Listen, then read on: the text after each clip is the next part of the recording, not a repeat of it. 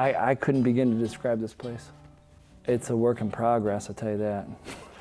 Yeah, I mean, it's a pretty mixed market. I guess it's a mixed crowd that comes in. Sometimes it might just be like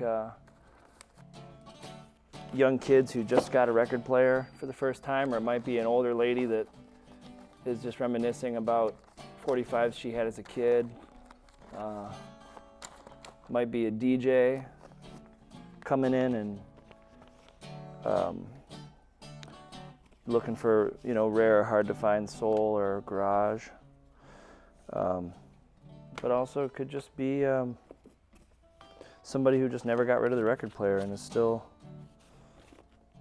actively pursuing collecting wax. Old, young, whatever. I gotta feed the cat. Folk Blues Night is a monthly traditional music party we have at the shop here, not your regular coffee house vibe. So it's more of like an old-time music night. Now, I record them here at the shop.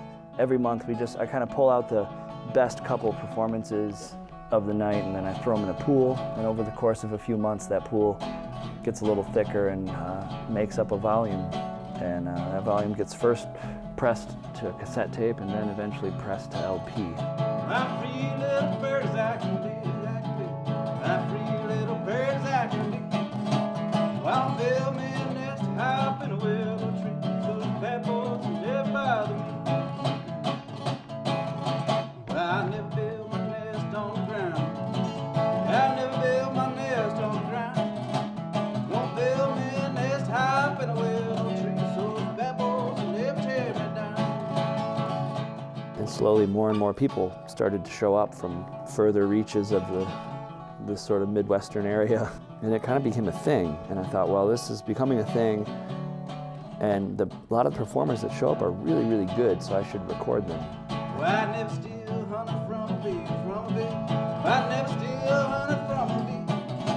Might steal me a kiss of some pretty little miss, and I fly with you far across the sea. Well, I'm a free little bird as I can be, as I can be. I'm a free little bird as I can be. Well, I'll build me a nest high up in a willow tree, so those bad boys never bother me.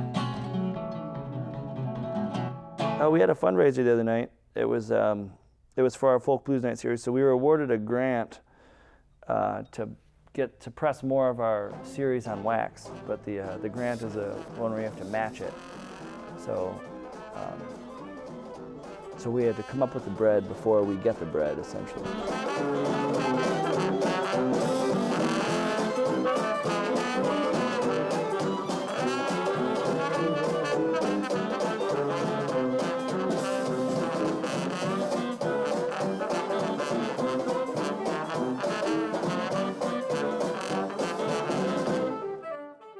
The Detroit Pleasure Society, which is a 7-piece traditional Dixie jazz group around town that I play in. And I just joined the band a couple months ago, and initially we got to talking about just recording a record together, but me just recording them, and then through that I ended up joining the band.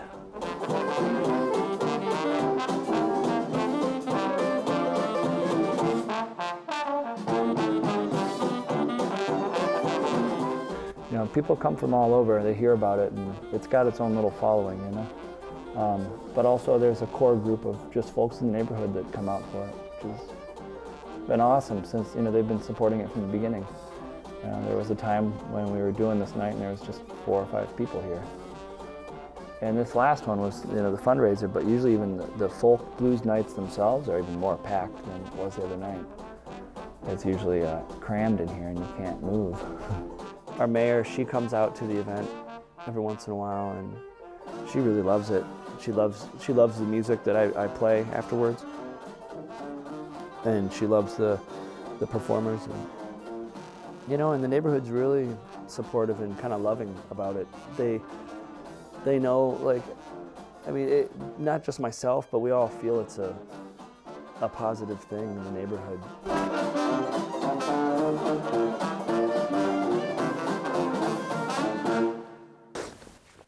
So I tried to order just blank black jackets for the folk series, so I could do these paste over covers like Folkways used to do.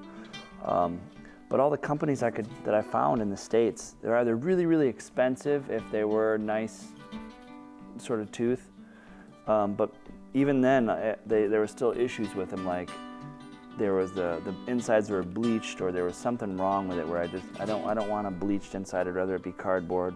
It just seems more traditional. And you know, I'm not to say that this is just a terrible record. I mean, it is a terrible record, but at the same time, the justification of recycling it, I don't really like when people destroy good records, you know, for like notebooks or record, like bowls or whatever they do. But I don't mind anything being done to something that was already hopeless, whether it's because it's actually worth nothing, or in this case, the record and the record itself might be too beat up to sell, but the cover can be repurposed.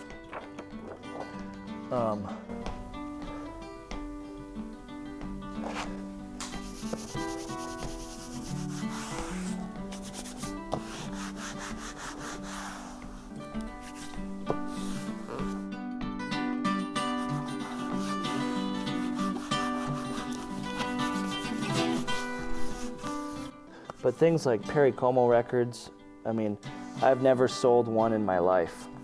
I'm not a business person, but I'm a human, and that's what most of my business decisions are based off of.